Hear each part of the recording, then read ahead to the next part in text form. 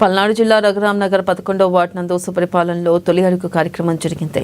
ఈ కార్యక్రమంలో ఎమ్మెల్యే కన్నా లక్ష్మీనారాయణ పాల్గొన్నారు. సంవత్సర కాలంలో కూటమి ప్రభుత్వం అందిస్తున్న సంక్షేమ అభివృద్ధి కార్యక్రమాల వివరాలను ఎమ్మెల్యే ప్రజలకు స్వయంగా వివరించారు. సుపరిపాలన ద్వారా ఇంటింటికి కూటమి ప్రభుత్వం రెట్టింపు సంక్షేమం అందిస్తుందని ఆయన అన్నారు.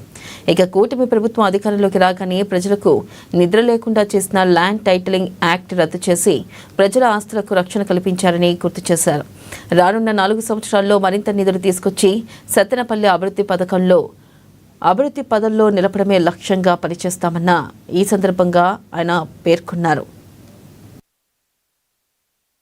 ఒక్క మాట కూడా నిలబెట్టుకోవాలా. చంద్రబాబు నాయుడు గారు సంక్రాంతి కల్లా కూడా ఈ రాష్ట్రంలో ఉన్న రోడ్లన్నీ కూడా గుంతలు పూడుస్తామన్నారు.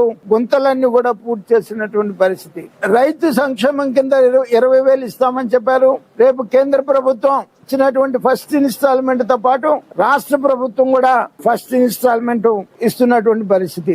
అలాగా అన్న క్యాంటీన్లు ప్రభుత్వం రాగానే మొదటి సంతకం పెట్టి అన్న క్యాంటీన్లు పునరుద్ధరణ చేయడం జరిగింది. అలాగే మరి బీసీలకు కానీ మహిళా సంక్షేమానికి కానీ సురక్షిత ఆంధ్రప్రదేశ్ కానీ అలాగే వీటన్నిటికన్నా మేజర్ ఆస్తి భద్రత ల్యాండ్ టైటిలింగ్ యాక్ట్ పెట్టాడు. ఒక ప్రమాదకరమైనటువంటి యాక్ట్ జగన్మోహన్ రెడ్డి. అంటే ఎవరు వచ్చి వైసీపీ కార్యకర్తలు వాళ్ళ ఆస్తి ఇది మాది అంటే వాళ్ళకి రాసేసుకోవటమే పరిస్థితి.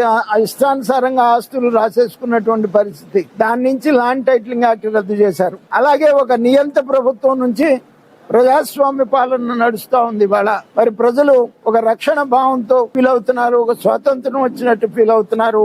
మరి అటువంటి పరిస్థితి ఉంది.